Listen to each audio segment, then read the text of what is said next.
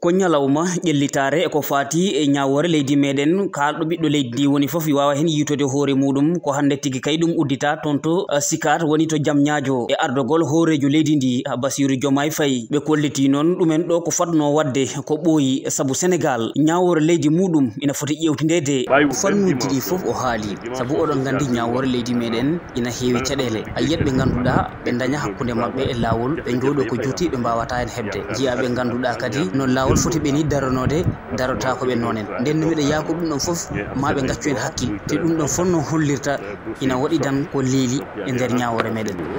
sillamu Bassirou Diomaye Faye kañum Ousmane Sonko si noddi yo yimɓe jewtu e ko fati e ñawore leydi meɗen ɗum ɗon de ko waɗɗi saabu ko hunde nde ganduɗa koɓe wurɓe ɗum kamɓe ɗiɗo indépendance de la justice def na moom la ñëpp di xaar may li ma wax sànq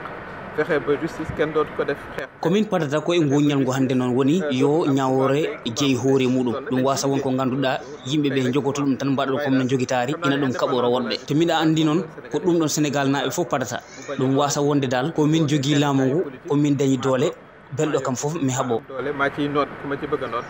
loolu moom la Sénégalais yi bëgg mu jeex miijoji noon ɓooyi kam yuɓɓinede ɗo e Sénégal kono ko heddino tan noon ko hutorode ɗi te ɗum ɗon ina rokka doole pellital ngal bani aada ƴettata justice nag nekk loo xam ne lu am solo la ñawore noon ko hunde wattude fayida e leydi men nden miɗa yakori ɗum ma ɗum immoɗo ɗum wonnoɗo ɗum yahat to woɗɗi Sénégal noon miijoji moƴƴi kam ina ɗo ko heddori men tan ko woni ko hutorade ɗum miɗen yakori noon o président kam ko ma o waɗ ɗum saabu o haali ɗum balɗe ɗiɗi lewru avril hande kadi mise en œuvre te jàpp nañ ne président de la république wax na ko le 2 avril réaffirmé waat kanko hoorejo leydi ndi noon Bassirou Diomaye Diakhar Faye kanko caggal nde o udditi hunde nde ha o paari o yeehi o acciri ɗum ɓen ɓe ganduɗa kamɓe jogui commission ji ɗi gam kay nde ɓe mbawata yewtude haaɓe tonga tongoɗe dañoje gartam e ɓesgu ngu hani kay fo en pota e ñawore leydi meɗen